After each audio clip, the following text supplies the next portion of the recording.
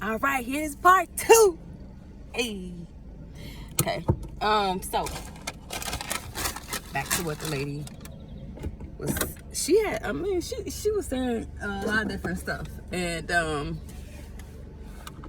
once again, she was on the side of we need to stop saying that. Let me be clear. But my concern was more so her saying that black women are the only group that says we don't need a man. Hey. So, and I say that because history. That's what I was saying other one. Okay, so here in America, right? North America, the United States, let me be clear, because there are 2 Americas as I've been teaching my children, students. Okay, and so the people of African descent were brought here, among other places, as slaves. Okay. Okay. Now,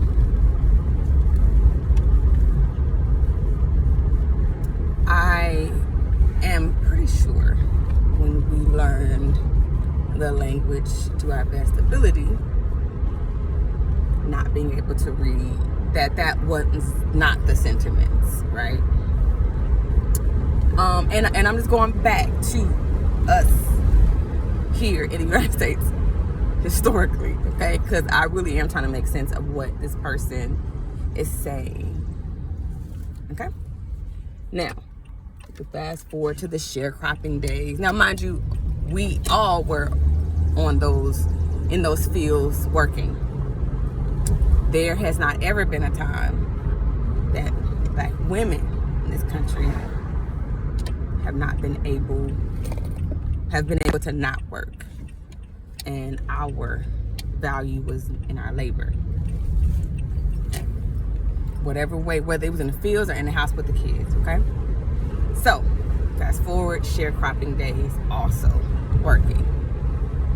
Now 3/5 of a person was afforded to the men. Okay, so just saying the logic. This is just my consideration of the women of African descent during these time periods probably was not in any way saying how much they don't need the man working beside them and with them and for them, because there was no one else on this soil that was for us. Okay? No one. I mean, you got the Quakers and those people, right? But let's be clear. Okay? So moving forward, we got a lot of different things. Reconstruction, all those things. Once again, I'm not a history major. I am just moving forward. Again, and more women were being able to work, all those different things.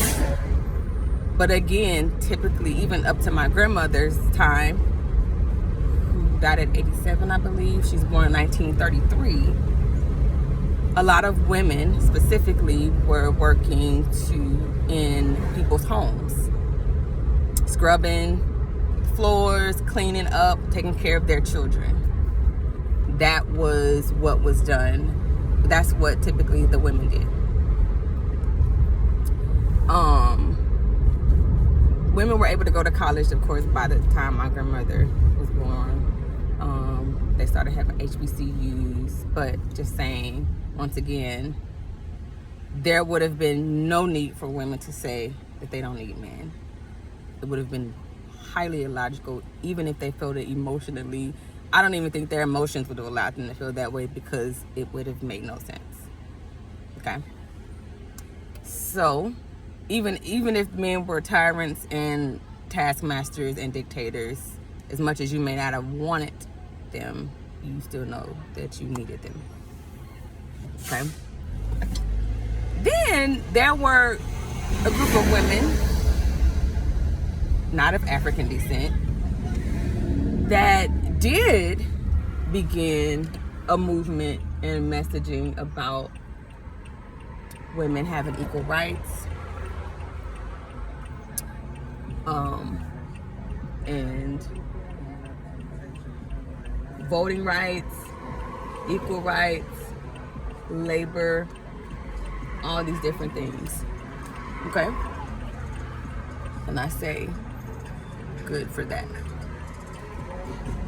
But there definitely became a time where it was not just, oh, we would like to have rights.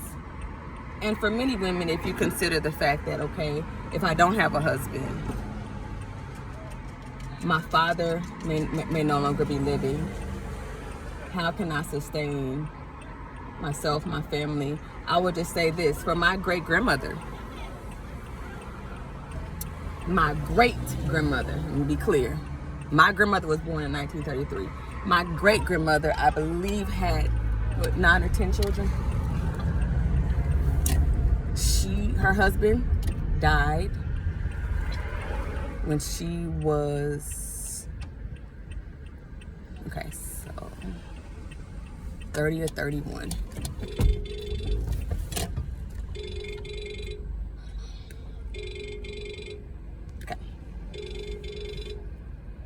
Died when she was